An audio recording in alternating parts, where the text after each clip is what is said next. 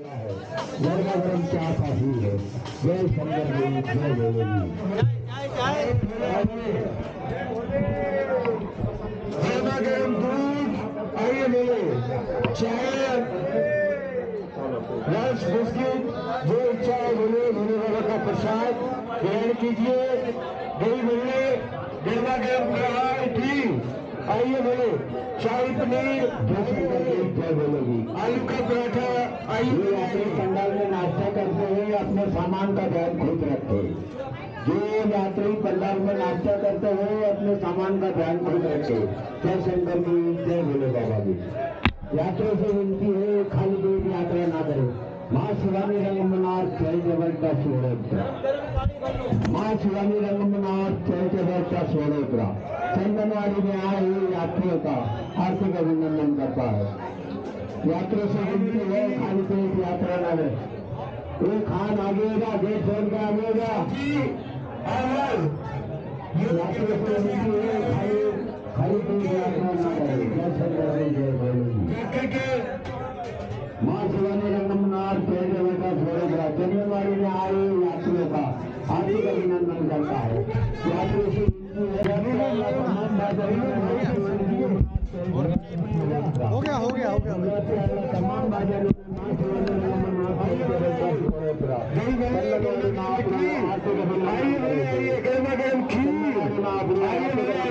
काजू बनाने वाली खीर, हल्का फुल्का चाय नाश्ता लेके गए बोले।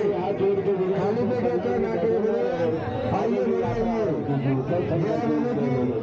सभी सेवादारों से प्रार्थना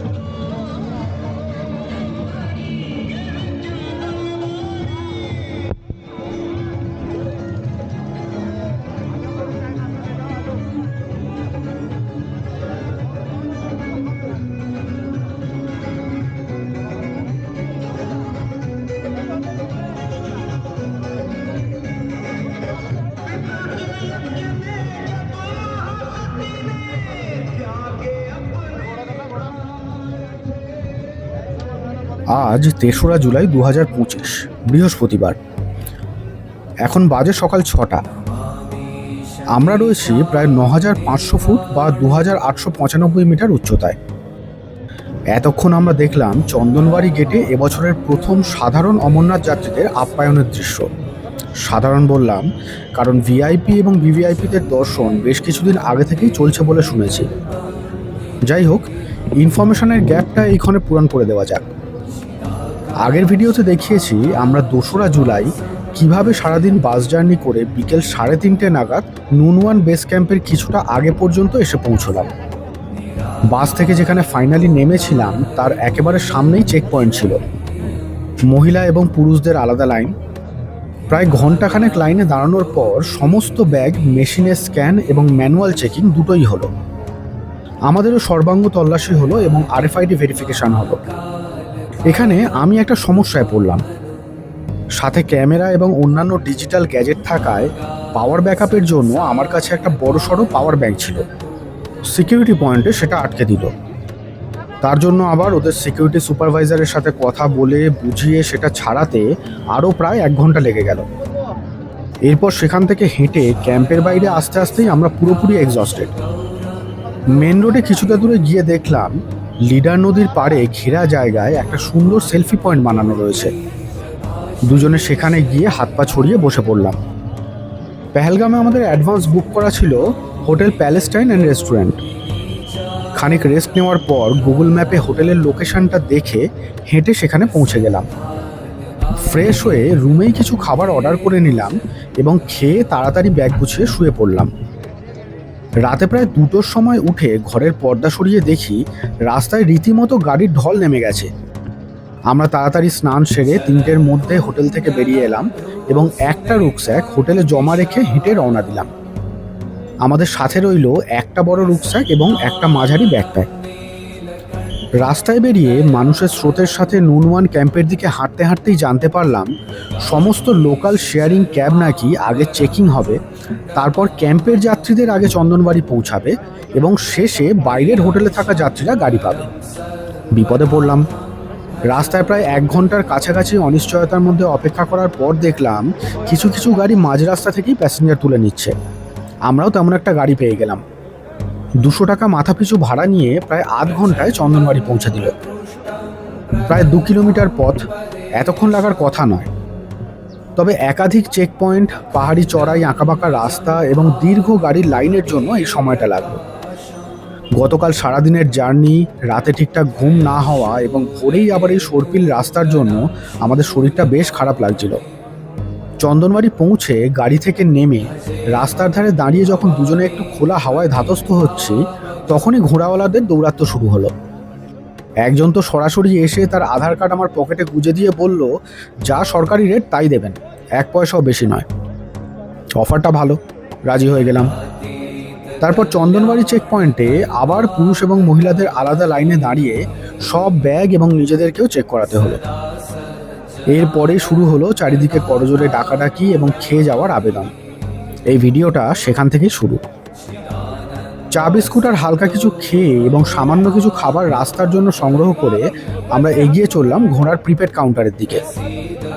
আশ্চর্যের বিষয়, যে ঘোড়াওয়ালা আমাদের চেক পয়েন্টের আগে একবার মাত্র দেখেছিল, সে এবার ঠিক ভিড়ের মধ্যে থেকে আমাদের চিনে নিল এবং গাইড করে প্রিপেড কাউন্টার পর্যন্ত নিয়ে গেল।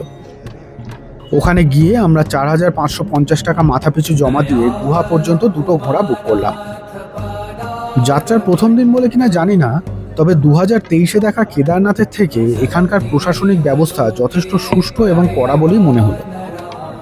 প্রিপেড কাউন্টারের কাছে RFID কার্ডধারী যাত্রী ছাড়া আর কাউকেই অ্যালাউ করছে না।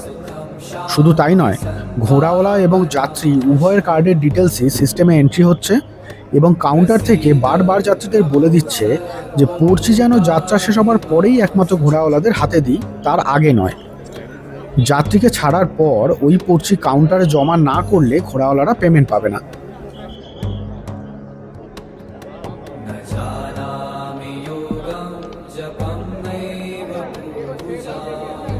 आराम से दीदी, आप भी टेंशन लेना।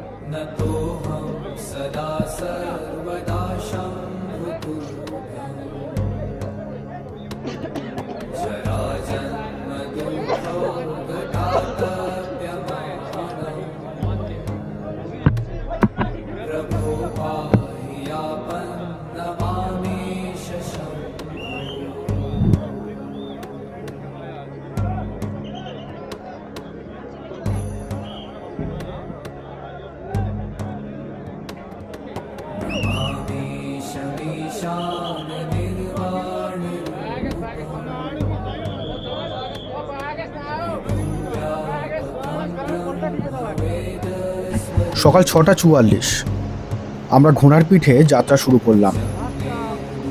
যে সকল দর্শক এখানে বলছেন বা ভাবছেন এই বয়সেও ঘোড়া লাগলো, বা অবলা প্রাণীদের কষ্ট দিয়ে পুণ্য হয় না ইত্যাদি, তাদের ভাবনাকে সম্মান জানিয়ে বলি, আমার দৃষ্টিভঙ্গিতে প্রসঙ্গটা অত্যন্ত বিতর্কিত। অমরনাথ যাত্রার সময় ঘোড়ার পিঠে যাত্রা করিয়ে উপার্জন না করলে ঘোড়ার মালিকরা তাদের ঘোড়াদের সারা বছর খেতে দিতে পারতেন কিনা আমার জানা নেই। তবে এটা জানি যে এখনকার লাইফস্টাইলে ফিজিক্যাল ফিটনেস আর বয়স দিয়ে যেমন মাপা যায় না, তেমনই ব্যক্তিভেদে বা লিঙ্গভেদেও সেটা সমান হয় না। যারা ঘোড়ায় এবং হেঁটে দুভাবেই কোনো পাহাড়ি এলাকায় জার্নি করেছেন, তারা জানেন যে ঘোড়ায় চড়ার ঠিক কী কী সমস্যা। বারবার খাদের দিকে গিয়ে আত্মারাম খাঁচাছাড়া করে দেওয়া, মসৃণ পাথরের উপর ঘোড়ার খুর হঠাৎ পিছলে যাওয়া এবং দিনের শেষে ঘোড়সওয়ারের কোমর পিঠের কথা বলে যাওয়া তাদের মধ্যে অন্যতম। তবে যাদের সময়টা সীমিত, কাজের ক্ষেত্রে ছুটি পেতে কালঘাম ছোটাতে হয়, তাদের জন্য ঘোড়ায় জার্নি করা এইসব অসুবিধার সত্ত্বেও অনেকটা সময় সাশ্রয় করে। আর বিশেষত এবছর তো হেলিকপ্টার বন্ধ থাকায় যাত্রীদের মধ্যে ঘোড়ার চাহিদা বিগত বছরগুলোর থেকে আরও বেশি দেখলাম। এই পথেই ডান দিকে আমরা এই যাত্রার প্রথম হিমবাহ থেকে বরফ গলা জল বেরোতে দেখলাম। খানিকটা এগোনোর পরেই আবার একটা চেক পয়েন্ট পড়লো। ঘোড়া থেকে নামলাম, আমাদের ব্যাগ স্ক্যান হলো এবং আমাদেরও তল্লাশি করা হলো।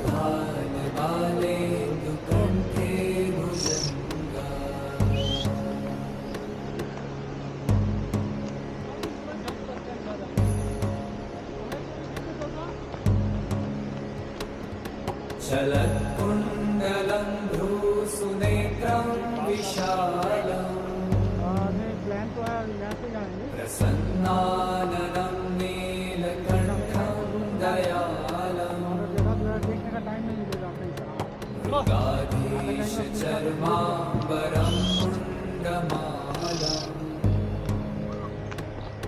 प्रियं शङ्करं सर्वनाथं भजामि।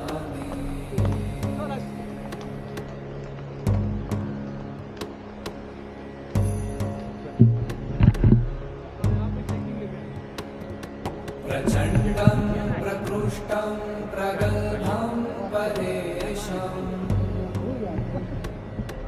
अखण्डं अजं भानुकोटिप्रकाशम् त्रयशूलनिर्मूलनं शूलपाणिम् भजेऽहं भवानीपतिं भावगम्।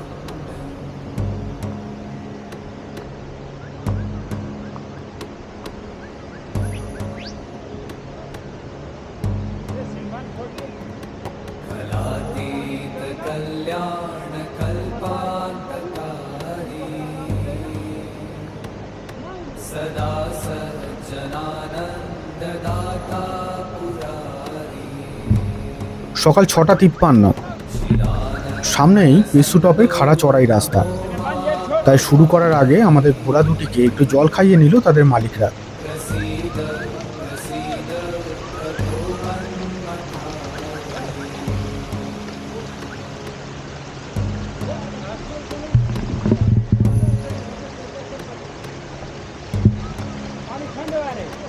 न यावत् पुमानाथ पादारविन्दम् भजन्ति लोके परे वा नराणाम् न तावत् सुखं शान्ति सन्तापनाशम् प्रसीद प्रभो सर्वभूताधिवासम्।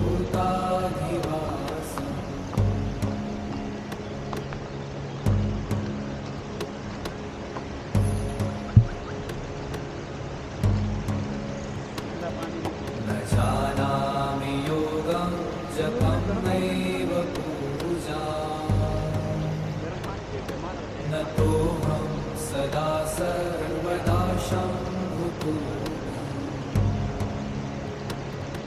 जराजन्म दुःखौ गतातप्यमानम्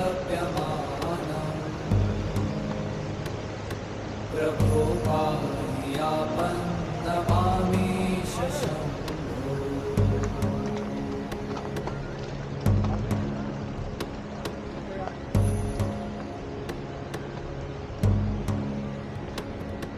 नमामि शमीशान निर्वाणरूपम्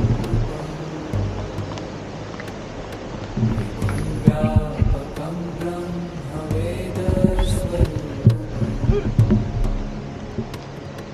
निजं निर्गुणं निर्विकल्पं निरीहम् चिदाकाशमाकाशवासं भजेऽहम्।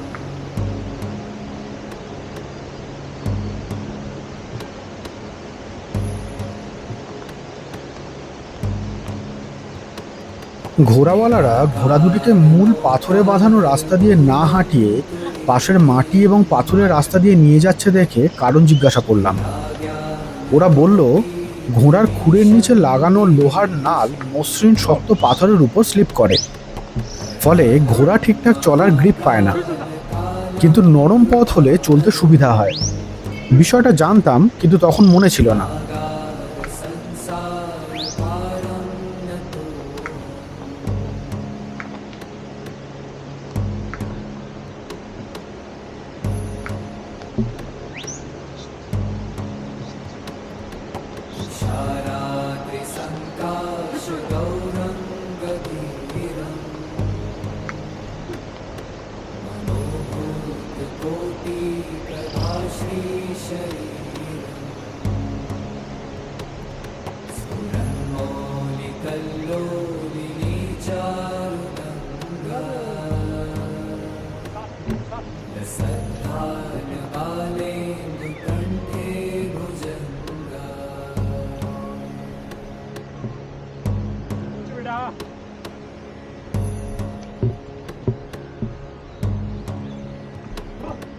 चलत्कुण्डलं भ्रूसुनेत्रं विशालम्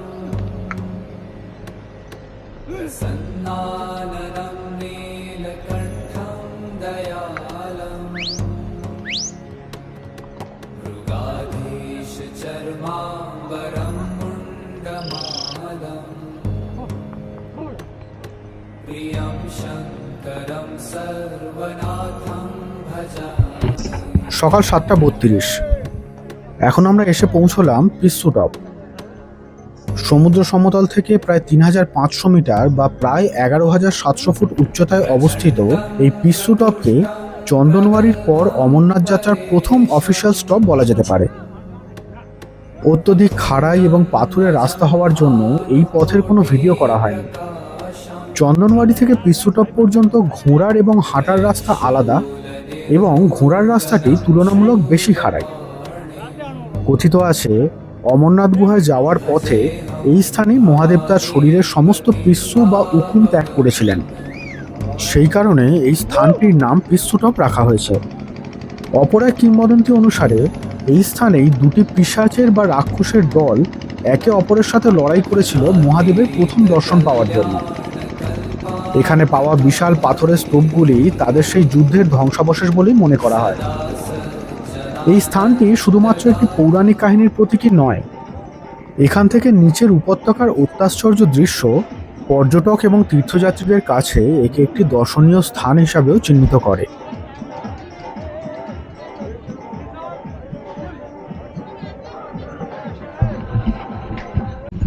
সকাল 7:57।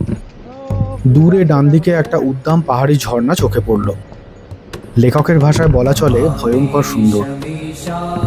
এইরকম যে কোনো হাই অ্যালটিটিউডের পাহাড়ি যাত্রায় সূর্যের প্রখর রোদ্দুরের তাপ এবং পাহাড়ের হিমশীতল হাওয়ার এক অদ্ভুত কম্বিনেশন পাওয়া যায়।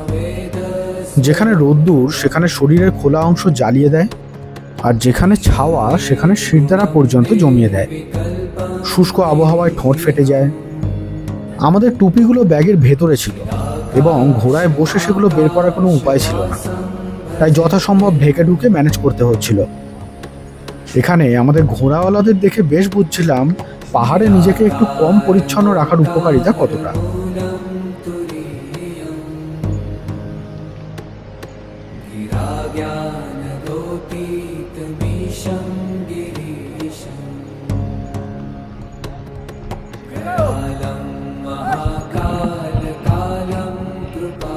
যে ঝর্ণাটা পেরিয়ে এলাম এখন তার উৎস নদীটাকে ডান দিকে রেখে আমরা এগোচ্ছি। এই নদীর জলটাই ঝাঁপিয়ে পড়ে ঝর্ণাটা তৈরি করেছে।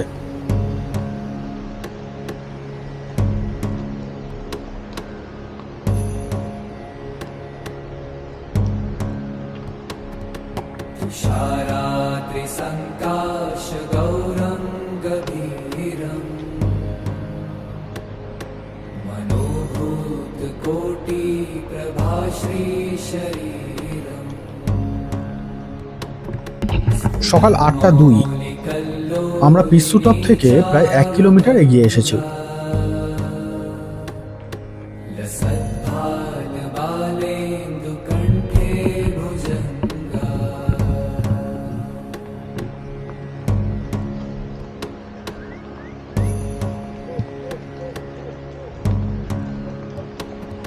चलत्कुण्डलं भ्रूसुनेत्रं विशालम्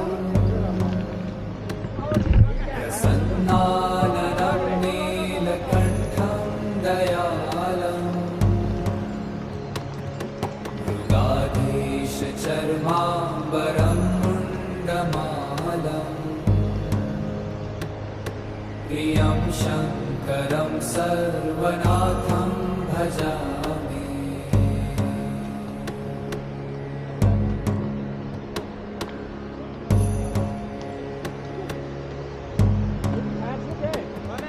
प्रचण्डं प्रकृष्टं प्रगल्भं परेशम्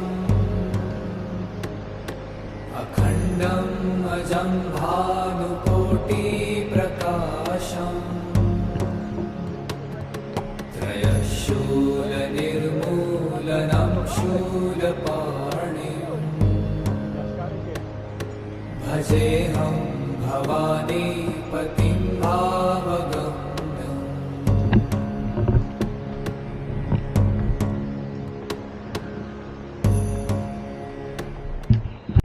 এখন বাজে সকাল 8:16। আমরা পৌঁছলাম জোজিওয়াল। পিসুটপ এবং শেষনাগের মাঝের এই স্টপের উচ্চতা সমুদ্রপৃষ্ঠ থেকে প্রায় 11,500 ফুট। পথে ঘোড়াওয়ালারা জানিয়ে দিল যে এখান থেকে নাগাকোটি পর্যন্ত আমাদের হেঁটেই যেতে হবে। নাগাকোটিতে আবার ঘোড়াওয়ালাদের সাথে দেখা হবে। তাই আমরা নেমে সোজা ভান্ডারায় ঢুকে কিছু জলযোগ সেরে কোমর পিঠে একটু সোজা করে নিলাম। বুঝলাম ইতিমধ্যেই ঘোড়সওয়ারি করার প্রতিক্রিয়া শুরু হয়ে গেছে। একটা মজার বিষয় দেখলাম, এখানে জোজিওয়াল বানানটা অল্প পরিসরের মধ্যেই বিভিন্নভাবে লেখা রয়েছে। ভান্ডারার বোর্ডে লেখা রয়েছে জোজিপাল, অন্য কয়েক জায়গায় লেখা জোজিবাল, অথচ স্থানীয়রা মুখে উচ্চারণ করছেন জোজিওয়াল। কোনটা সঠিক আমার জানা নেই। এই ভান্ডারাতেও যথারীতি আমরা প্রথম দিনের একেবারে প্রথমের দিকের যাত্রী হওয়ায় সবকিছু বেশ পরিষ্কার পরিচ্ছন্ন দেখতে পেলাম।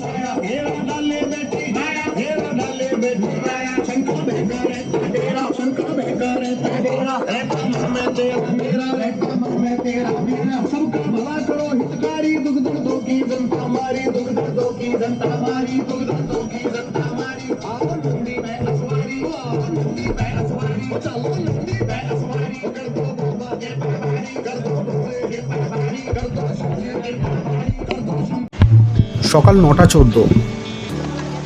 জোজিওয়ালে আধ ঘন্টা মতো রেস্ট নিয়ে সবে খানিকক্ষণ হলো হাঁটা শুরু করেছে নাগাকোটের দিকে। পথেই এই সুন্দর ঝর্ণাটা পড়ল।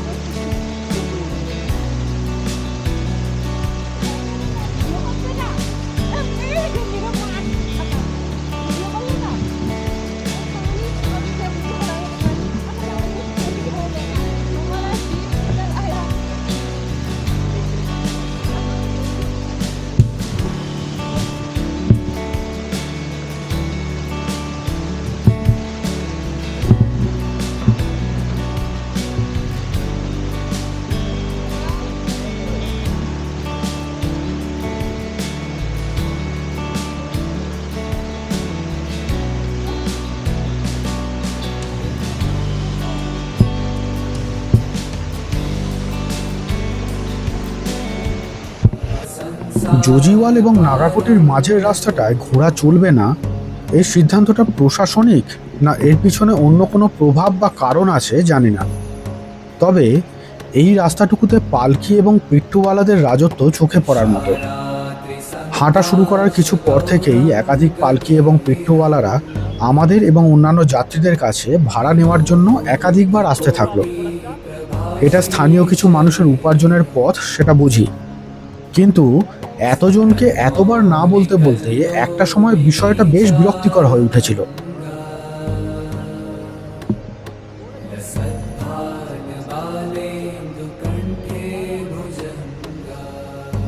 बैठो बैठो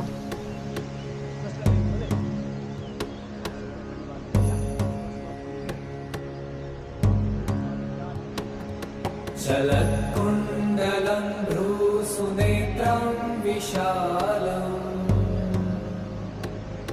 प्रसन्नाननं नीलकण्ठं दयालम् मृगाधीशचर्माम्बरं मुण्डमालम् प्रियं शङ्करं सर्वनाथं भजामि।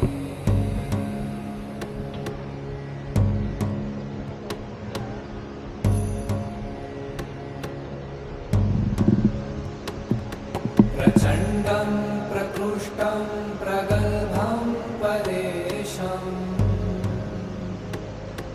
अखण्डम् अजं भानुकोटिप्रकाशम् त्रयशूलनिर्मूलनं शूलपाणिम्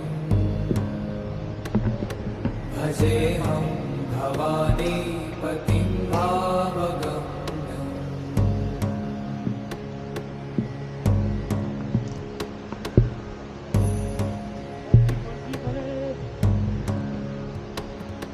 कलातीत कल्याण कल्पान्तकारी सदा सज्जनानन्ददाता पुरारी चिदानन्द सन्दोह मोहापहारी